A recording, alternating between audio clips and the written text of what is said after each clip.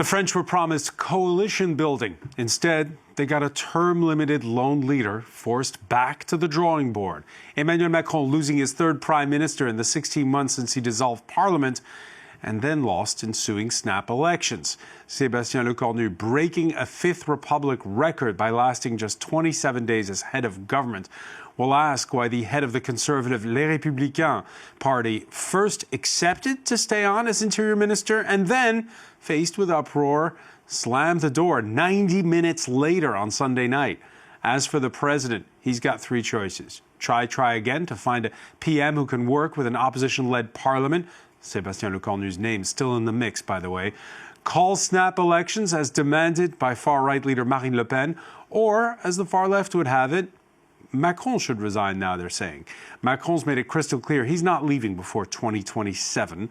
So what can he decide to federate alliances, reassure markets, and salvage the legacy of a disruptor who 8 years ago broke the mold of French politics, but now has to contend with an uncompromising fragmentation of the formations in France?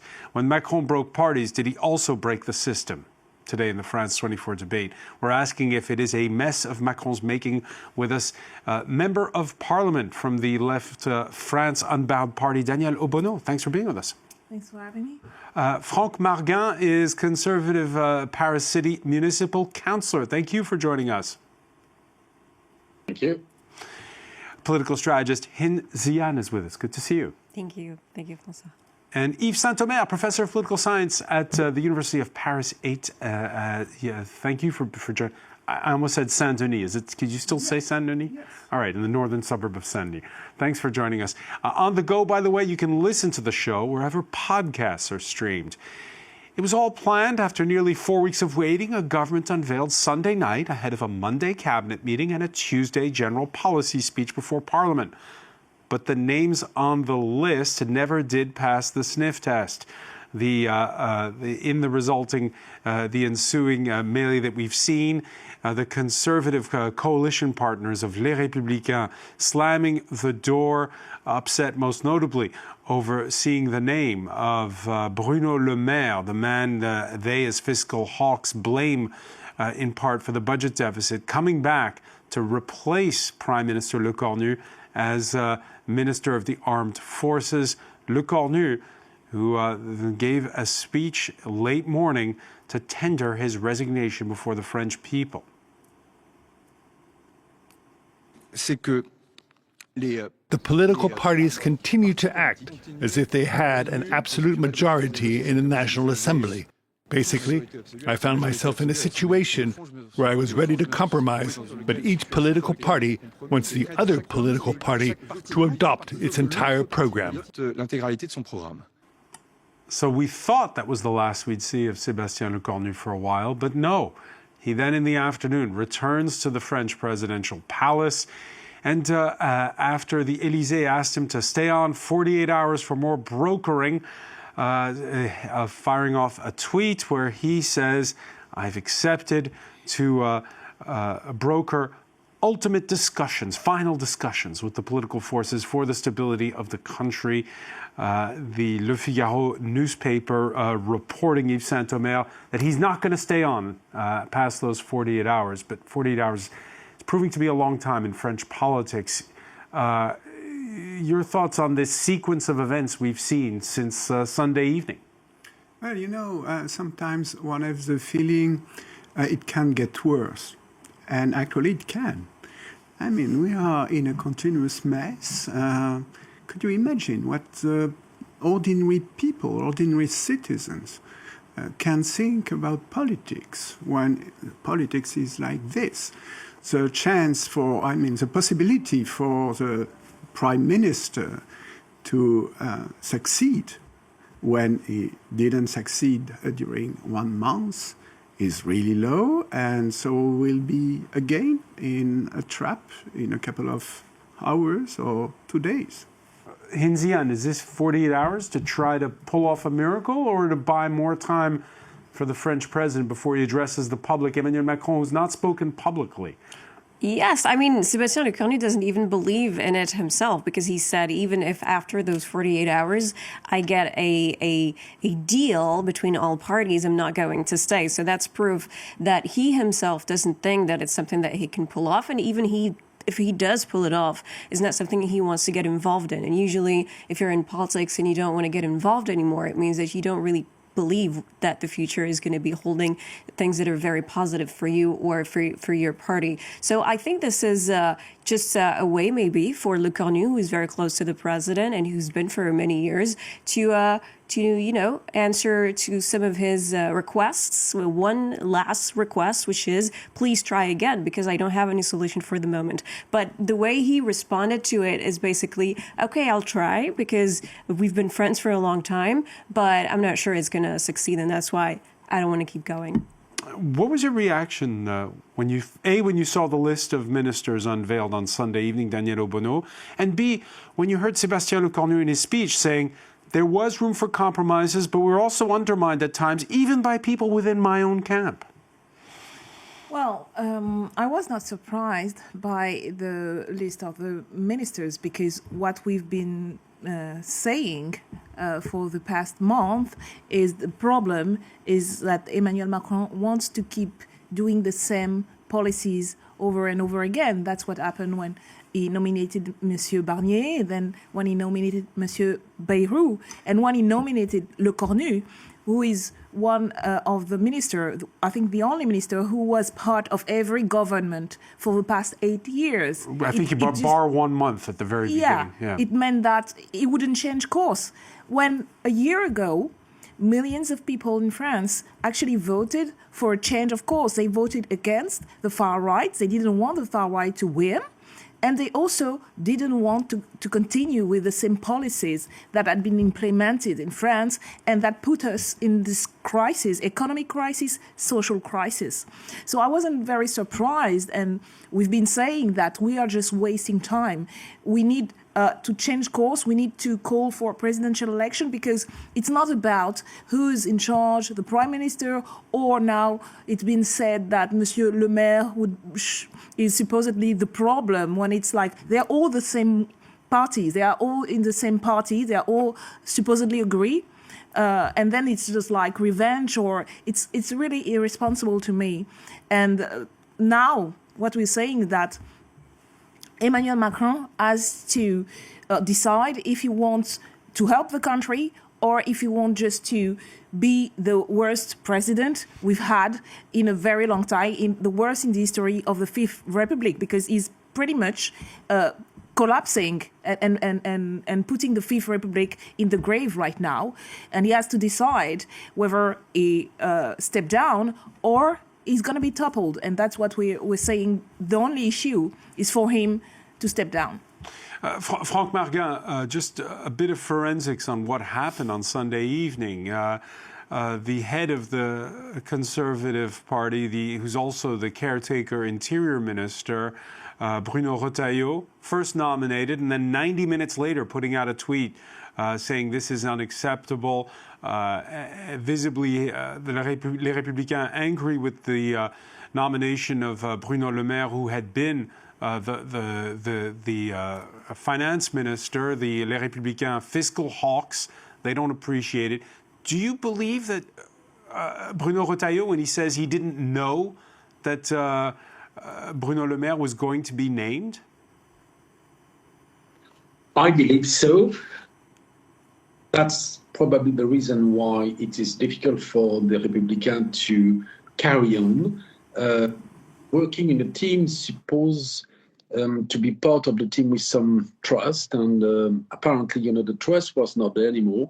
And I'm quite surprised that Lecornu has made this mistake, because the guy is quite clever. He used to, work on politics quite well, and he understood that Bruno Le Maire was carrying sort of negative, I would say, feeling from the French, actually, and also from the Republican Party. But I don't want to go into a personal issue. Mr. Le Maire has also done quite a good job in different aspects, and he has done less good job in different others. The issue is that when you build a government, you have to build on a project. What was probably missing in Lecornu is what do they want to do? And actually, the Republicans were surprised to see that nearly none of the ministers were new or newly appointed or new coming into the government. So that's probably one issue. And the second issue is that when I hear Mrs. Obono saying that, it's grave and whatever, but no, the French have sent to the national parliament, a multiple political parties, and they have given seats to different parties, and they didn't want to give any majority to anyone, which means that's the job of the MPs to find a common policy, as it is, in Germany or in Italy or in Netherlands. A coalition. Work together. And I'm concerned, extremely concerned, that the extreme left and extreme right in France, they just don't want to play the game. No agreement. Whatever Macron is going to do, they will, cut the prime minister and the government. There is no responsibility, and there is no belief in something which could happen in our country, which has never happened in the past, that people working together. And that's where probably the issues stand. And Mr. Rotaillot just slammed the door because he thought that was not clearly said. We need an agreement for a project. We didn't get it. We need a trust. We didn't get it. So there is very little reason why they should stay. Right, compromise not in the DNA of French politics. It's often been winner takes all. In the past. The left again calling for one of theirs to get the nod as prime minister. That's what the socialists are asking for this Monday. We could take a look at what the National Assembly looks like. Why not? If they appoint who is going to be a guy able to, put together some right, some centers, some people from the left, and try to make a project. What do we need right now? It's a project.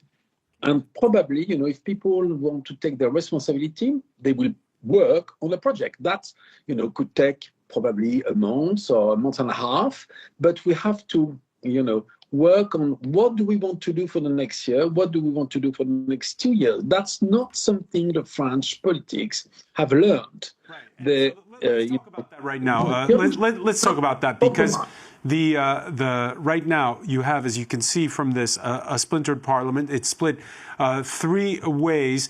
The parliament, which holds the power for now, which is kind of an unprecedented situation in that it is splintered this way. There have been times in the past where the opposition has had a clear majority. Here it's a three-way split. Emerald Maxwell has more on the possible scenarios going forward. Merci à toutes et à tous. He's asked his Prime Minister to conduct final negotiations by Wednesday evening on an action platform, following Sébastien Lecornu's surprise resignation Monday morning. But Emmanuel Macron is facing immediate pressure to call another snap parliamentary poll, particularly from the far right. For Marine Le Pen, whose national rally stands to gain from elections, there's no other way out of the crisis. We're at the end of the road. It's time to stop. We return to the polls. There are also calls for Macron himself to step down, a move that the president has repeatedly ruled out before his mandate ends in May 2027, as he has resisted calls to again hold snap elections after the last one backfired.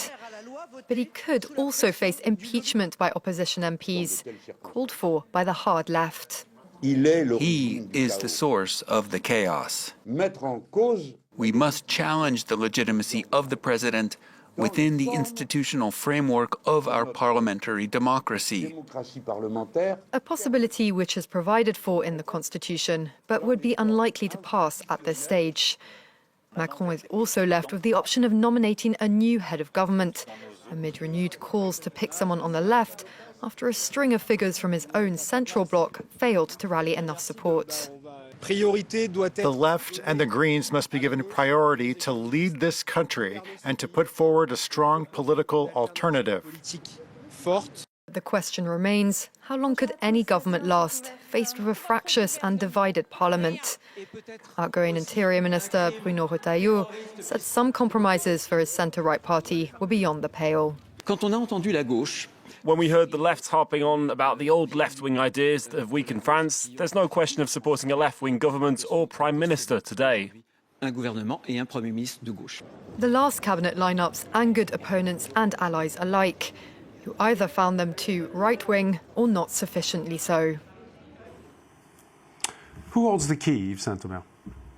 Well, for sure, Macron is the first one who holds the keys. And this is why I do agree that his responsibility is huge in this situation. But the three camps in the national parliament also hold the key, because at the time being, the problem is not only to make compromise. In order to have a stable government, you should have a coalition, a real coalition from the central bloc, either with the far right or with at least part of the left. And this was not really attempted. Yeah, last year the budget was passed thanks to the socialists abstaining and not bringing down the government. Yes, but it was last year. Right. It was last year. And in between, the country has not moved. It would have been logical to have a left-wing prime minister after the elections last time, because the left was had a relative majority within the parliament. Had the most seats, but not an outright majority. Yes. So now it is very late. Another government from the central bloc will much probably be censored. A government by the Socialist Party would have the same fate. And this is why I think that the only way to really try to escape the situation is new elections. If Macron had a sense of history, he would probably resign. I'm afraid he has not this sense of history, but at least parliamentary elections are needed. And then we have to think about the system. I mean, it's a game in which things are going badly. So we have to think beyond the moment to reform radically our political system. In 2024, Emmanuel Macron did not count on an electoral alliance between the various left-wing parties, including yours, Danièle Obono.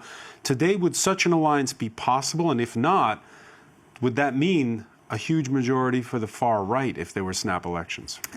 Well, I'm glad you're talking about the left as a whole, because the way it was presented may have been misleading. When we're talking about the left in 2024, it's first and foremost La France Insoumise, which is the left, and we managed and we gave we took the initiative to ask the Green, the Socialist Party, to build this coalition, which came first at the snap elections.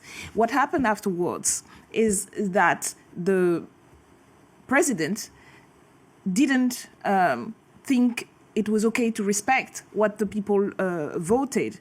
And it's been told about that there's a lack of compromise, but who didn't compromise for the whole year? It's Emmanuel Macron. He refused. He completely refused. Would such an alliance would today such an alliance still be possible? But that's what we actually proposed. We this morning we called the Socialist Party and the Green to have a meeting and to discuss those issues and to discuss how do we build an alternative to what's going on, and how do we push Emmanuel Macron to step down or to be impeached. That's the options that we're putting on the table.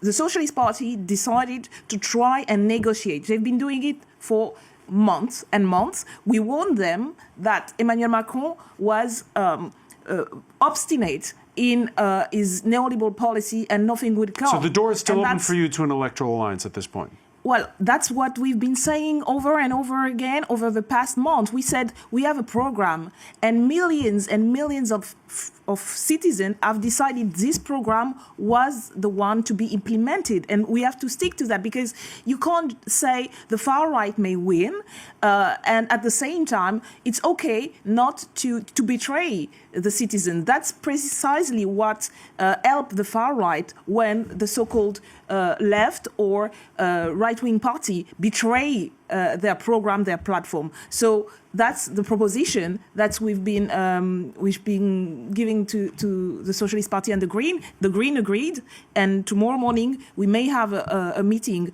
with at least the Green to discuss the next steps. Hinzian, what would a dissolution bring at this point? Well, I think, first of all, the option of having a new government without any dissolution or any resignation or anything as such is a little bit not so viable, because Marine Le Pen said, and her party, the far right, the National Rally, said that any government that is selected before dissolution will be toppled by the Rassemblement National. And they have over 130, 140 seats in parliament. I think that if there is a prime minister from the left, it is also going to be very likely toppled, because the RN is not going to accept it, and the traditional right, the traditional conservative right, will not accept it either. So it keeps us in a setting where you have two solutions, which is dissolution or the resignation of the president. The dissolution at this point is going to answer this question: what kind of legitimacy do you get as a government? And I think today Macron can't govern, and all of his prime ministers are falling because there is no clear majority in parliament. If he can get a clear majority in parliament, then the solution is here and the problem is fixed. But that means elections. And if you don't get elections where people clearly make a decision and say, this is the party or the coalition that we want to see in power, you're not going to have a solution. Prime ministers, they're going to keep coming and keep falling. And specifically about the issue of what happened more than a year ago during the last elections, what happened was, in the tradition of this country, in France, when you have elections, you have the president, and then immediately after it, you have legislative elections, so that the president has enough legitimacy and a majority to govern. That's the majoritarian principle in this country.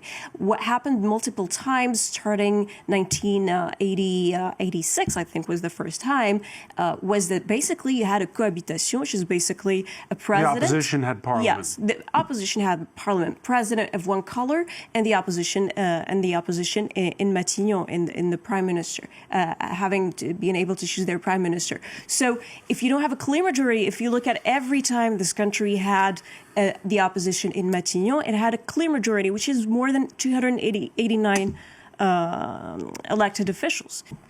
If you don't have that, it's going to be very hard to impose the will on the president. So what we need is a dissolution. And for that to be really efficient, we need at least 289 elected officials in the National Assembly from one coalition. And to Yves Saint-Omer's point from earlier, that there was an opportunity perhaps to rethink the way politics are done a year ago.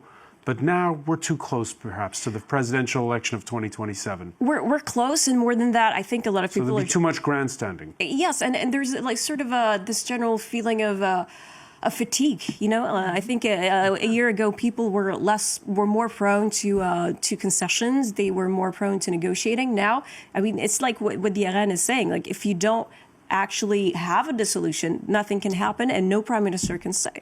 Franck Marguin, what are the chances of these 48 extra hours of discussions that Sébastien Lecornu is currently coordinating, of them bringing together some kind of a government with some kind of a platform that can pass a motion of no confidence in Parliament? I see a very limited chances of success. The idea behind that, the Socialists and the Green, they don't want to go with the Républicains, the Democrats, and the Macronists. So they are not like in Germany. Where in Germany, the Socialists and the Green, they have a project with the right, and they could, govern together. That's not our culture. So until the MPs have decided, and the political party have decided not to work together, despite the major differences, it won't happen. So my view is that the next 48 hours will not be able to change the landscape of the issue. And I would bet probably that the president will call general election. And I hope that this time the French will send to the parliament a party with a majority. And if not, we will have to learn to work together despite our differences. When you hear Mrs. Obono, that's quite amazing. You know, the left wing in France has no majority at all. Despite what she wants to play, there is no majority in terms of votes, and there is no majority in terms of seats. Either, not the Républicains or even the Front National, the Rassemblement National. So no one has a majority. So we have to work together. If it's not, and it would not happen in the next 48 hours, he will call general election. He will call general election. With 25 governments in 12 years, post-war France was a running joke under the Fourth Republic, partly because governments would fall and the same faces would pop up again in different posts as part of a tiresome game of musical chairs. Enter General de Gaulle in 1958. His Fifth Republic changed all that, shifting the power from Parliament to the presidential palace. Yves Saint-Omer, did you think that one day the Fifth Republic would have the scenario that we're trying to make sense of on this set here tonight? I mean, I am a political scientist, and I would never have thought that such a bad state of politics in France could be possible. So we have to be modest when we speak about the future. Why is there this crisis? I mean, what I thought was that the crisis of the political system is increasing, and it is lasting, and it is not just because of one person or another, one party or another. It's the Fifth Republic in general, and perhaps beyond the Fifth Republic, the kind of electoral democracy that Western Europe and the US and England had during a couple of decades. We are now in a quite completely different period.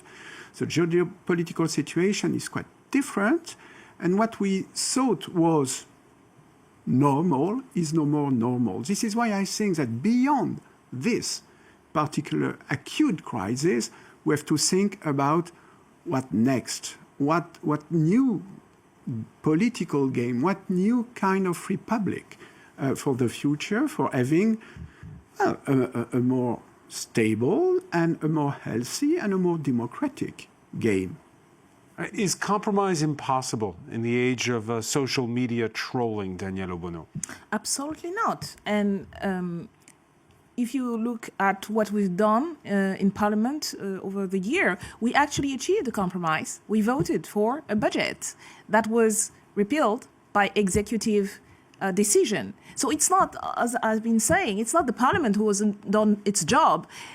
It's the government, and it's Emmanuel Macron, who didn't want the budget we voted, and that was a response to all the urgent matter, that social, economic, environmental emergency we are facing now. So we can't rewrite the history and saying like, it's the party who can't do compromise. We did compromise, and the government and Emmanuel Macron didn't want. If tomorrow there was a compromise suggested whereby, okay, we're going to have to do belt tightening here, but we'll go back on the pension reform, and you said, I'll vote for it, would you then get skewered by your own rank and file, by the people from your own party for voting for a compromise? Well, you were wondering why are we in such a crisis? I would say that it's the politics. It's the politics. People are fed up with the situation, the day-to-day struggle. And if you don't answer those issues, you can try to build any mechanism. It won't work because we're a time, and I do agree with the idea that the institutions are outdated. We're in a time when the Fifth Republic is not the right mechanism for 21st century France with the climate emergency, with rising inequalities, and with a demand of the citizen to have a say in the way things are going. And if you have to compromise, what you call a compromise, meaning that the mandate you had, the mandate the people gave you, you betray this mandate. Is it betrayal? You get some of what you want, and Monsieur Marguin gets some of what he wants. What happened? Is that a betrayal? What happened over the past weeks? The Socialist Party tried this way. And what happened? Mr. Lecornu didn't even care about that. Right. They didn't. The Socialist Party. We said it's a major error to try this, but they tried. It's happened with Monsieur Bayrou. He spent times and time negotiating, supposedly compromising, and he didn't compromise anything. When you think about the pension reform, it was a huge movement against this pension reform. The majority of the people in France were against it. It was blocked, and the president pushed through this reform. And that was the point of the negotiation that the Socialist Party tried with Monsieur Bayrou. They didn't get anything. They tried with Monsieur Lecornu. They didn't get anything. So the one who don't want to compromise, but it's not working. Later this week, the President of the European Commission faces her second vote of no confidence of her second term. Now, there's more far-right and anti-system members of the European Parliament, so it's become easier to get the 72 votes needed to force a vote and try to topple the Commission. The chances of the motion passing are close to nil. Still, Hinzian, this is happening at the European level. We saw the Dutch government's collapse. There's now a caretaker for a caretaker government there, too. As Yves Saint-Omer was saying, is this about France or is it just about the West in general? Yeah, it is about the West in general. It's not something that is specifically related to France. I think it's actually probably stems from sort of a gap, or I would say a lack of trust between people and the representatives. I think if you look at the crisis in France, why did it actually happen? Because the French president, was expecting to have better results during the last European elections in 2024. That did not happen. Marine Le Pen had a better result, and so he decided to dissolve Parliament to say, okay, I'm going to give you an opportunity to give me the legitimacy I need and to tell me that you trust me. That didn't work out. It was a terrible bet, and we're still paying for that. So when you have a part of the population that does not feel represented or that does not feel heard in what it is expressing and what's been expressing for decades, then you have something that you can't control. I remember years ago, everybody was saying, we need to change the majority system to a proportional system if we want more parties to be elected. We didn't even change that. And today, Marine Le Pen's party, the National Rally, is the first party in parliament, 140 seats. It's not a coalition. The left has a coalition of about that number.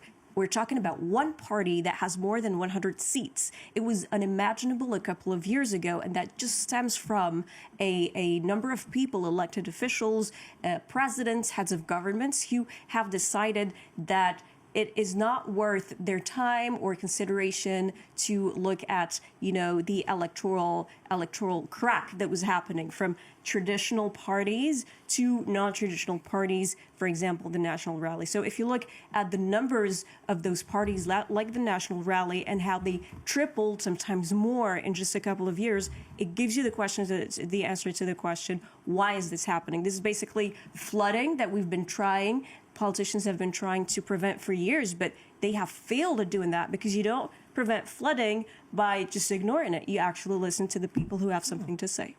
Franck Marguin, the French president, consulting with his outgoing prime minister. If you look at his feed on X, Twitter, it's the last tweets are from Friday, urging Hamas to accept the deal that the U.S. has put forth. The French president, who, when he was elected first in 2017, promised to stay above the fray, and he even used the expression to be Jupiterian. He, nonetheless, earlier when we were talking about why this former finance minister, Bruno Le Maire, was suddenly popping up as the Armed Forces Minister, I got the sense from your remarks that there might have been the unseen hand of the president meddling in the formation of this cabinet.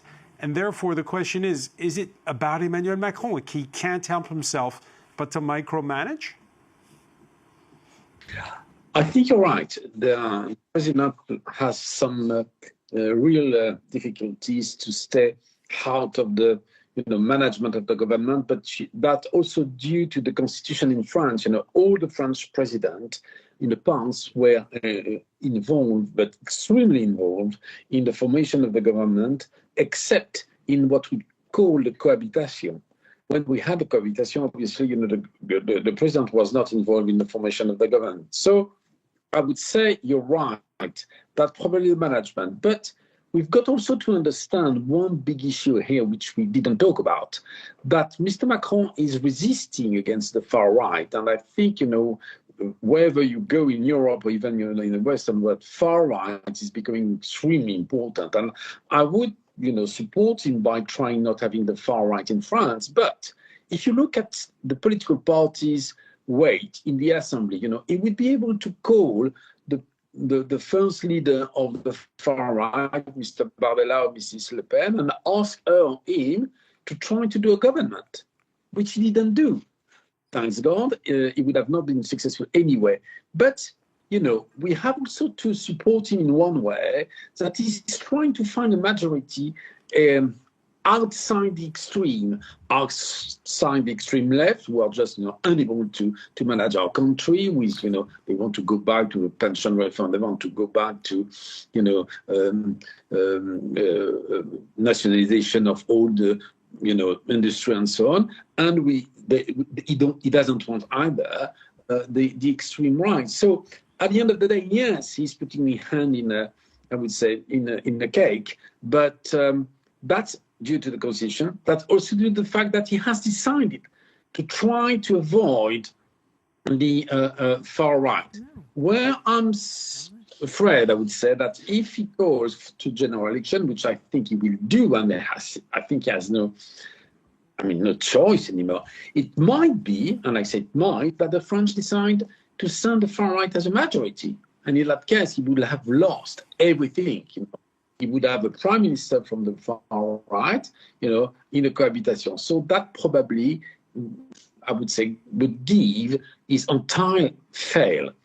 Now, let's see in the next 45 hours if there is a compromise which could be found, but I'm doubting.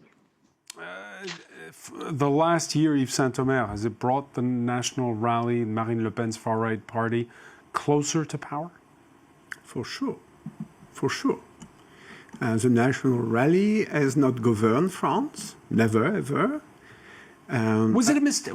In other Western democracies, the party that gets the most seats, he can ignore there was this coalition of the left and just say, this is the party with the most seats. Should he have at least given the National Rally, say, look, you got the most seats. If you want, you can have a go trying to form a government. They would have probably certainly failed. But should he have at least offered that chance to them? I think that either in other countries, either you give the responsibility to form the government to the main party or to the main coalition. Emmanuel Macron should have done this. And I think that waiting 1.5 years now, nearly, in such a mess, with citizen distress growing, markets distress growing, civil servants not knowing what to do because there is no clear political leadership, all this make the crisis deeper, and a lot of citizens say, let's try something else. So I think that the president has a huge responsibility in the rise of the National Rally, although the global situation contributes also to it. Yeah, there is what's called the spread. French borrowing costs this Monday after all the drama here in this country at their highest level in 9 months compared to those of 10-year German Treasury bonds. Hinzian, French borrowing costs higher than Italy's. It's been talked about a lot. At the same time, the country's still running. The economy is still moving along. In fact, I think the French economy has still the potential to perform better this year than that of Germany at this point. So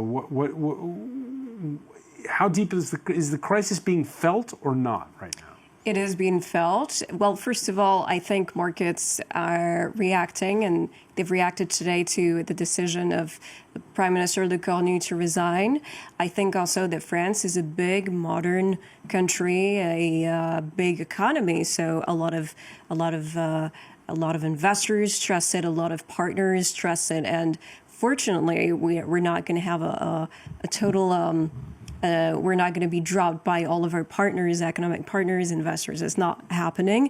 However, and I'm going to take examples like the one of Greece, but also of Italy at some point, there is a sense of trust in markets. And if you have unstable governments, then investors, then markets in general are going to be afraid, because stability is what gives the economy a shot and growth. France's growth this year is not exceptional. It is fine, but we can do much better considering that we have a huge debt. We need to do much better in terms of growth if we want to be able to face that amount of debt. So France is doing fine because it is a big economy. It is one of the 10 biggest economies in the world, but it doesn't mean that it can absorb any type of crisis, and that we're not going to have to fix the biggest issues related specifically to politics, growth, and to the debts. And I'm going to remind our viewers, or maybe let our viewers know, that there was a time a couple of months ago when I had